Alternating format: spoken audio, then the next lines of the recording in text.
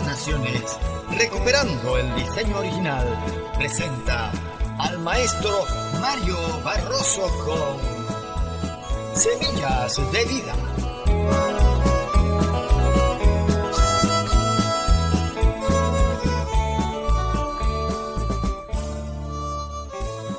Saludos y bendiciones a los amantes de la palabra de Dios.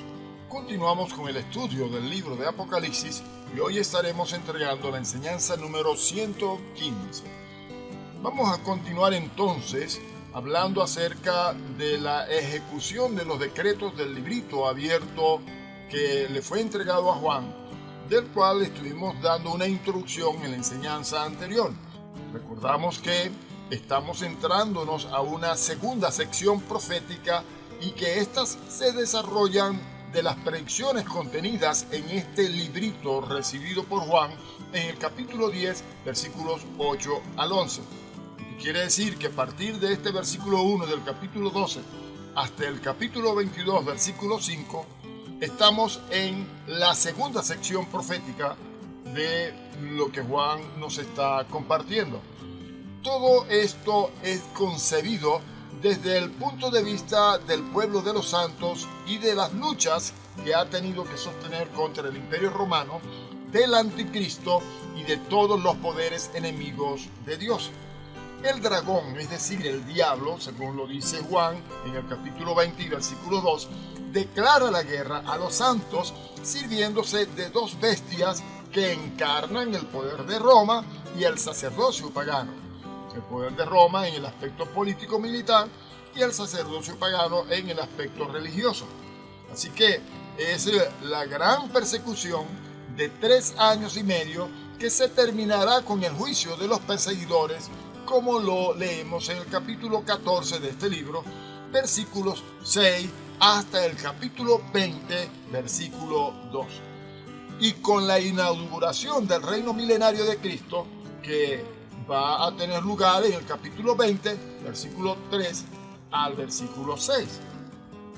Ahora, ya hemos dicho que el reino de Dios se ha hecho presente. Una vez aquí, el reino de Dios va a tomar entonces las acciones pertinentes contra los enemigos, y de esto vamos a estar hablando de aquí en adelante. Así que el vidente de Patmos contempla en el cielo, y estuvimos explicando que él ve como una especie de proyección, porque ya él está aquí en la tierra. Una gran señal, dice la palabra. Y la descripción de la mujer con estos atributos radiantes que él ve en esta visión indica su carácter supramundano, o sea, extraordinario, porque él la ve como una mujer llena de santidad, pura, y usted puede comparar esto, como lo hicimos en la enseñanza anterior, con lo que él vio allá en el capítulo 1 cuando Jesús se le presenta entre los versículos 1 al 16. Así que el resplandor de la mujer envuelta en el sol da relieve a su grandeza y gloria extraordinarias. Este simbolismo era conocido de los judíos, los cuales se sirven de la imagen de la luz para expresar la gloria misma de Dios. Y es interesante que en esta mujer también se ve reflejada la gloria de Dios. ¿Quién es esa mujer refulgente de gloria y de esplendor? Vamos a adentrarnos en esta enseñanza y vamos a tratar de identificar a la mujer. Así que para continuar, vamos a estar viendo la ejecución de los decretos del librito abierto entre los capítulos 12, verso 1 hasta el capítulo 22, verso 5. Vamos a identificar pues a la mujer del capítulo 12 y vamos a analizar la opinión de otros autores. Ya estuvimos viendo una opinión anterior, pero que no nos convence mucho.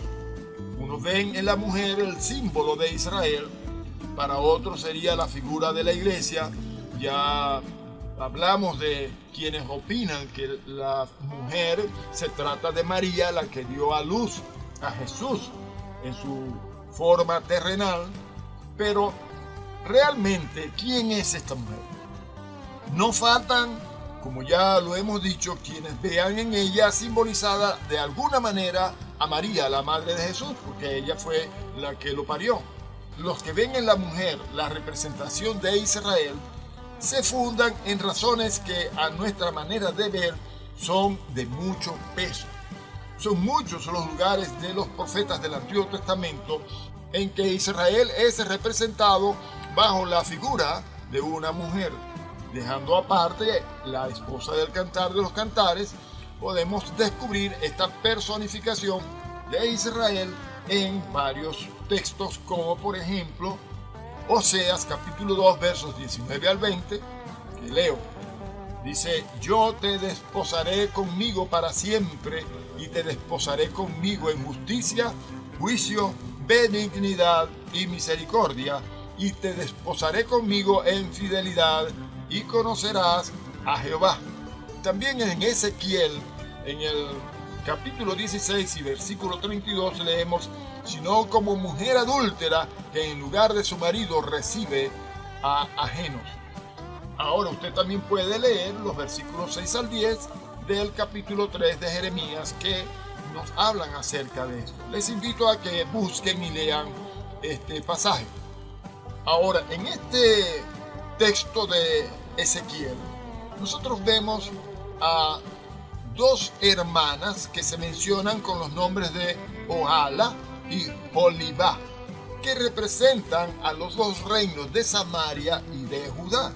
Los libros apócrifos siguen también la misma norma, como se puede ver en el cuarto libro de Esdras, en el capítulo 16. Y en el Nuevo Testamento encontramos las mismas personificaciones, como nos dice, por ejemplo, Pablo cuando escribe a los Gálatas en el capítulo 4, versos 25 al 26.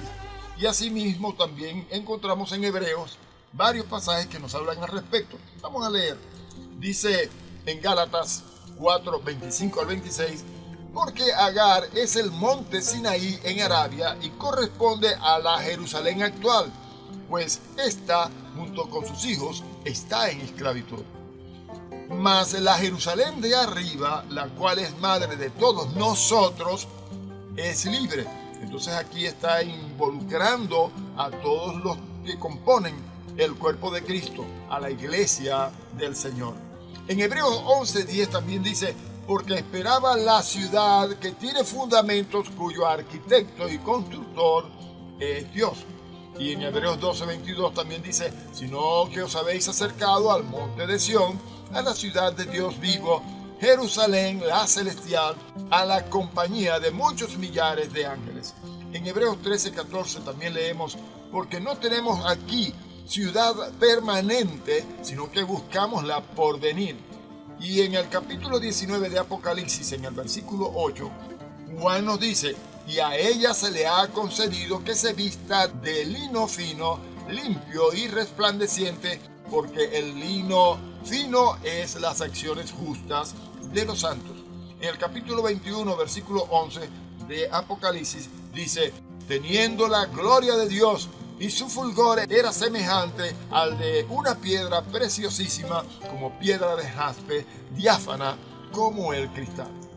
Así que tenemos en todos estos textos la referencia de una ciudad que pudiéramos pensar en que era terrena, como leímos en algunos pasajes anteriores, pero también tiene que ver con la ciudad nueva de Jerusalén, la Jerusalén celestial. Por otra parte, la imagen de Sión en dolores de parto no era desconocida en el Antiguo Testamento. El profeta Miqueas, por ejemplo, exclamó: duélele y gime, hija de Sión, como mujer que está de parto, porque ahora saldrás de la ciudad y morarás en el campo, y llegarás hasta Babilonia, allí serás librada, allí te redimirá Jehová de la mano de tus enemigos. Esto lo encuentra en Miqueas 4, versículo 10. Isaías nos presenta a los israelitas oprimidos que claman a Jehová, allá en el capítulo 26 y versículo 17, de esta manera: como la mujer encinta, cuando se acerca al alumbramiento, gime y da gritos de sus dolores, así hemos ido delante de ti, oh Jehová. Y en otro lugar, el mismo profeta nos habla de la multiplicación de la nueva Jerusalén en estos términos. Isaías capítulo 66, versos 7 al 8, que dicen: antes que estuviese de parto, dio a luz. Antes que le viniesen dolores, dio a luz hijo. ¿Quién oyó cosa semejante? ¿Quién vio tal cosa? ¿Concebirá la tierra en un día? ¿Nacerá una nación de una vez? Pues en cuanto Sión estuvo de parto, dio a luz sus hijos. Así que los judíos tenían bastante conocimiento acerca de estas cosas, de la mujer pariendo, por todos estos pasajes que hemos estado leyendo. Además, el autor del Apocalipsis nos dice expresamente en el versículo 6 de este capítulo donde estamos estudiando, en el capítulo 12, que la mujer huyó al desierto en donde fue alimentada por Dios hasta que desapareció el peligro de parte de sus enemigos. Por el libro del Éxodo, sabemos que Israel huyó de Egipto al desierto del Sinaí, en donde fue alimentado por Dios con el maná caído del cielo hasta que se convirtió en un pueblo bien constituido, capaz de enfrentarse y resistir a los pueblos enemigos. De este paralelo, evidentemente parece deducirse que la mujer del Apocalipsis representa al pueblo de Dios. Pero, ¿qué pueblo es este?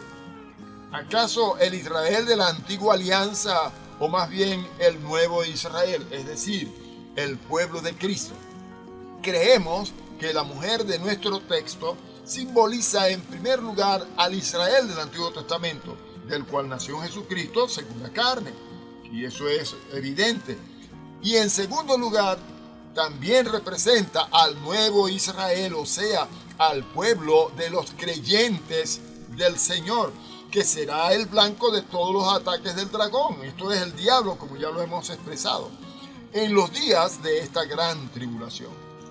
Hay algunos autores que dicen que por el versículo 17 se ve claramente que Juan mira principalmente a la iglesia cristiana, ya que presenta a la mujer como madre de todos los creyentes de Jesús. Leamos este versículo 17 en el capítulo 2. Entonces el dragón se llenó de ira contra la mujer y se fue a hacer guerra contra el resto de la descendencia de ella, los que guardan, escuche bien, los que guardan los mandamientos de Dios y tienen el testimonio de Jesucristo. Nosotros sabemos que el Israel terrenal son conocidos porque ellos guardan los mandamientos de Dios que le fueron dados por Moisés. Pero también añade, y tienen el testimonio de Jesucristo, cosa que en los israelitas terrenales no se ve. Ya hemos explicado que actualmente ellos están tratando de aprobar una ley que prohíba la predicación del nombre de Jesús entre los israelitas bajo pena de cárcel, de prisión. Muy bien, seguimos adelante entonces y vamos a tratar de entender entonces que aquí estamos hablando de ambos pueblos, del Israel terrenal como del Israel celestial, el Israel que el Señor Jesucristo está levantándose como una iglesia. Ahora, sin embargo, es importante notar la continuidad existente entre el antiguo Israel de las promesas y el nuevo Israel en el cual se realizaron esas promesas. Son en efecto dos fases distintas de una misma realidad, de una misma comunidad. Forman un solo y único pueblo a través de todas las edades. Es el pueblo histórico que ha dado a luz al Mesías, y este alumbramiento ha sido preparado dolorosamente a través de toda la historia de Israel. Son los dolores de parto y las ansias de parir de que nos habla allá el Apocalipsis. Estos dolores no pueden referirse evidentemente al nacimiento feliz y virginal del Mesías en Belén, cuando se hizo carne y habitó entre nosotros, como lo escribe Juan en su Evangelio capítulo 1 y versículo 14, que podemos comparar con lo que Pablo escribe a los filipenses en el capítulo 2, versos 6 al 7. Dice el versículo 14 de Juan 1, y aquel verbo fue hecho carne y habitó entre nosotros y vimos su gloria, gloria como del unigénito del Padre, lleno de gracia y de verdad.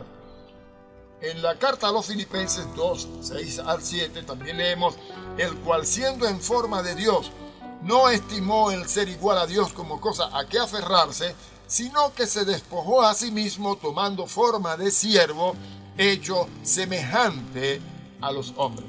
Así que estamos hablando de que el Israel terrenal fue quien hizo posible el advenimiento de nuestro amado Señor y Salvador Jesucristo. Pero también estamos hablando del otro Israel, el celestial, el que vino como consecuencia de su manifestación entre los hombres. Ahora, en el año 303, Victorino de Petrus los interpreta de los sufrimientos de los justos del Antiguo Testamento. Dice: ella es la antigua iglesia de los patriarcas y profetas, de los santos y de los apóstoles. Tuvo que soportar los gemidos y tormentos de sus anhelos hasta que Cristo, el fruto prometido de su pueblo, según la carne, tomó cuerpo en esta misma raza. Eso lo dice él en uno de sus escritos.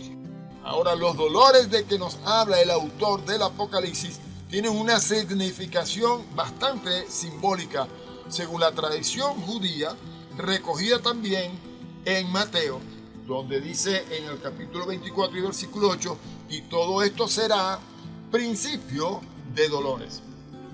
Ahora, esto está presente en diversos lugares del Apocalipsis. Grandes dolores y sufrimientos de Israel, que son comparados con los dolores de parto, habían de preceder la venida visible del Mesías. O sea, que si literalmente cuando María le trajo al mundo, le dio a luz, ella sufrió los dolores de parto, como comúnmente sufren las mujeres al parir, asimismo Jesús, en la forma literal como el Rey de Reyes y Señor de Señores que ha de tomar los dominios del mundo, ella también estará sufriendo dolores de parto, que es lo que está pasando con el pueblo de Dios, que está siendo perseguido, que está siendo torturado, matado, encarcelado y tantas otras cosas más. Así que hay cosas bien interesantes aquí que vamos a estar estudiando, pero les recomiendo que no se pierda la próxima enseñanza. Dios les bendiga.